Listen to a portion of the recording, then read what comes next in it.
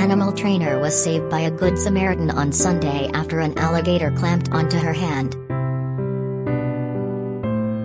Scales and Tails in Salt Lake City hosted a 5-year-old's birthday party over the weekend, KUTV reported, and trainer Lindsay Bull was attacked during a routine feeding of an 8.5-foot male alligator, video shows. Before Bull began the feeding, she noticed the reptile named Darth Gator was being aggressive, she told KSL. Bull pushed Darth Gator back, something I've done lots of times before, she told the outlet. However, this time, the reptile latched onto her hand and really bit down. Video shows the animal trainer leap into the enclosure to prevent the alligator from pulling at her arm, and wrap her legs around him in an attempt to subdue him. Watching on, a Good Samaritan, identified as Donnie Wiseman, is heard asking Bull if he could help, to which she replied, "If you can get on his back, go on his back."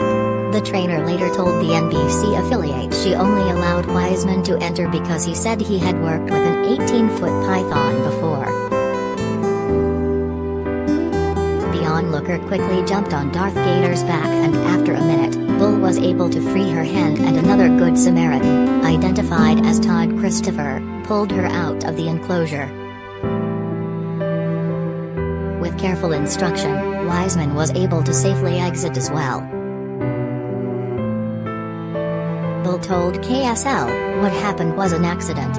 I'm so much more to blame than Darth Gator," adding that the animal is not a mindless killing machine. Scales and Tails owner, Shane Richens, echoed, "I hope no one thinks it's a good idea to just run out and hop on a gator because they saw it, but they probably saved her arm and possibly her life by running in and stabilizing him so he couldn't keep rolling on her, and then they just held him still until he relaxed and let her go. We never expect someone to jump in like that, but we're super grateful they did," Richens said. On Facebook, the family-run business wrote, "We want to send a huge shout-out to Donnie Wiseman and Todd and Amy Christopher. We want to thank them for their heroism. Working with some of these animals has inherent risks that we as the staff accept," the post continued. "Yesterday, the sort of event that we hope never happens happened. One of our gator handlers got bitten by our large alligator and things took a bad turn. These gentlemen could have stayed in the safety zone as most of us would, but instead jumped into the situation, of their own volition, and helped secure the alligator. Their help, combined with the training of our staff member, probably saved her life and her limbs." Scales and Tails also added that Todd's wife, Amy Christopher, used her nursing background to begin first aid as the trainer waited for ambulatory care.